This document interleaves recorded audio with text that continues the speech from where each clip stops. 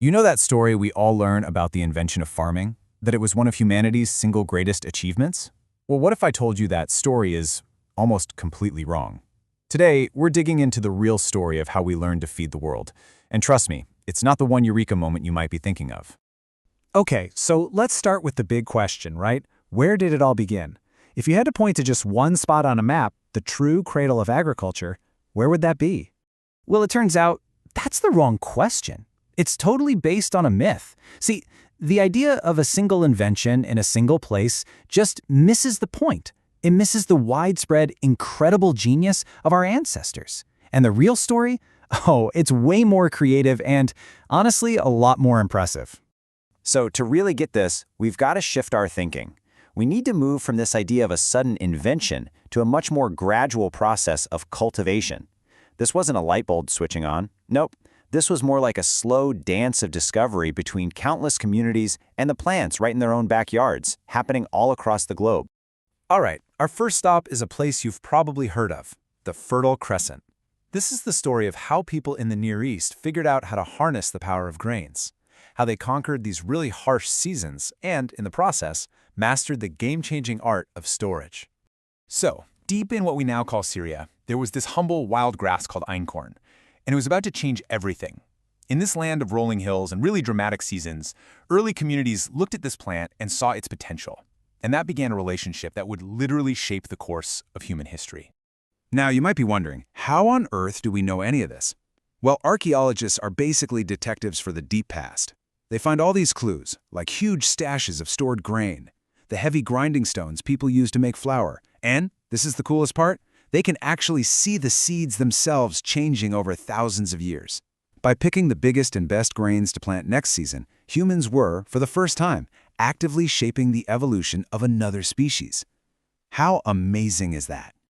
But here's the thing. The real superpower of cereals like einkorn wasn't just that you could eat them. It was that you could store them for months, even for years. Being able to save food through a brutal winter or a long dry spell, that was a revolutionary leap forward. It created stability, it created a food surplus, and that's the foundation for everything that comes next. Larger, more complex societies. Okay, now I want you to completely switch gears. We're leaving the dry fields of the Near East behind and jumping halfway across the planet to a totally different world. We're talking about the lush, humid tropics of places like New Guinea and Indonesia, where a completely different but just as brilliant agricultural solution was taking root. So, forget about those vast golden fields of wheat. Down here, the agricultural all-stars were plants that just thrived in the constant warmth and moisture. We're talking about things like sugarcane, yams, and bananas. And mastering these plants, that required a completely different kind of thinking. And this is where things get really clever. For a lot of these plants, it wasn't about seeds at all. The secret was the cutting. Look at this. You just take a piece of a healthy plant, stick it in the ground, and boom, a perfect genetic clone starts to grow. It's an incredibly efficient, super reliable way to guarantee a food source. So this led to a style we now call garden agriculture. And it's nothing like those single crop fields we talked about earlier. Instead, I want you to picture a carefully managed landscape, almost like a mosaic of all these different useful plants growing together in smaller, intensely tended plots.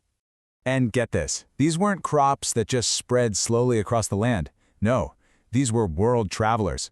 Early human explorers, journeying across huge stretches of open ocean, carried these precious cuttings with them in their boats.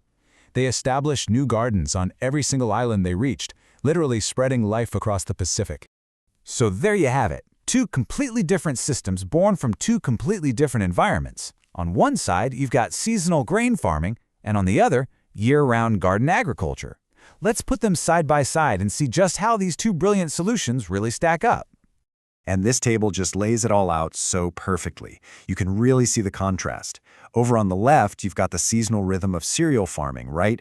A huge burst of work, all leading to one massive harvest that you can then store for years, creating a surplus. Then, on the right, you've got the steady, year-round work of maintaining tropical gardens. They don't give you that massive surplus, but they give you something else. A constant, reliable supply of food. Two different environments, two perfectly adapted strategies for survival. Okay, So we've traveled from the fields of the Near East all the way to the gardens of the tropics. What's the big takeaway here? What does this story of multiple origins really tell us about, well, about us? I think the first thing to really get is that farming was never just about a plant. It was a complete cultural package. As you can see here, it meant developing new tools like grinding stones or cutting tools. It demanded a deep, intimate knowledge of seasons, of soil, of water. And maybe most important of all, it required people to coordinate and work together in brand new, much more complex ways. And all of this brings us back to the core idea of this whole explainer. There was no single Garden of Eden where farming was born. Instead, the entire globe was lit up by these multiple, independent centers of human innovation. People all over the planet, all faced with the same basic challenge of feeding themselves, creatively and brilliantly engineered their own unique solutions. And that leaves us with a really profound question to think about. If the agricultural revolution wasn't a single eureka moment, but this slow, quiet evolution that was happening in parallel all over the world, what other great leaps forward in human history have we misunderstood? What other amazing stories of quiet, gradual genius are still out there, just waiting to be told?